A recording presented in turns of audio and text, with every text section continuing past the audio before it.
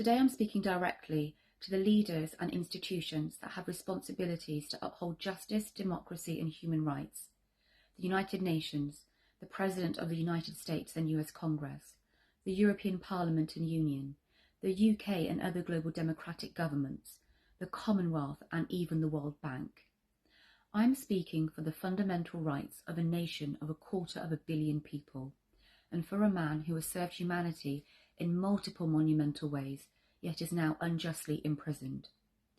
Imran Khan, former Prime Minister of Pakistan, global sports legend, cancer philanthropy champion, climate champion, Nobel Peace Prize nominee, and most importantly, a beacon of democracy for millions around the world, is being held in arbitrary detention as a political prisoner, locked in a death cell in Pakistan.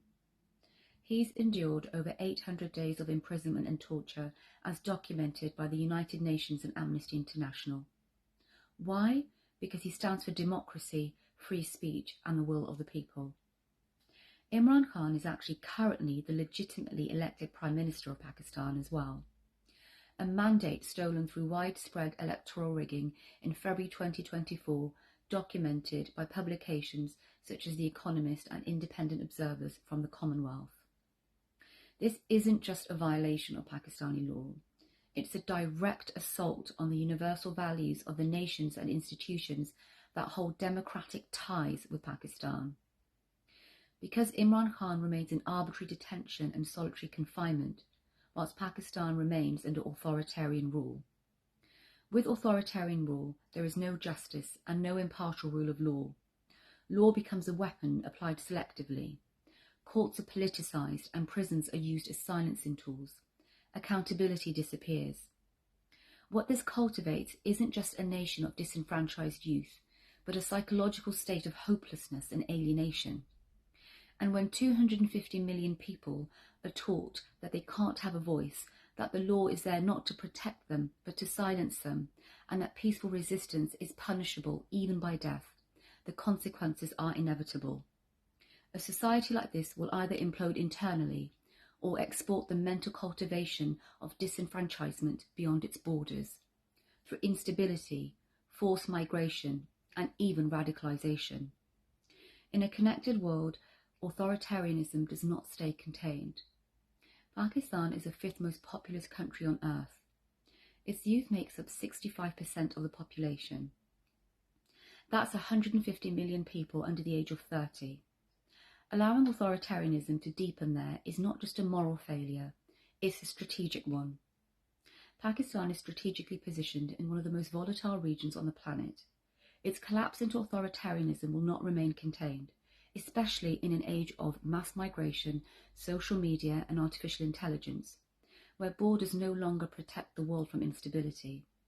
In fact, Pakistan has just demonstrated the highest rates of migration in its history. International law has been blatantly violated, including human rights and political declarations and covenants.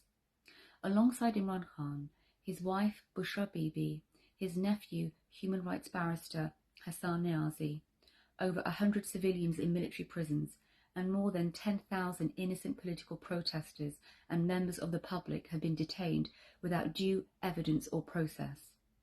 To the United Nations, the President of the United States, US Congress, the European Parliament and Union, the UK and democratic governments around the world, the Commonwealth, World Bank, you cannot remain enabling or passive anymore.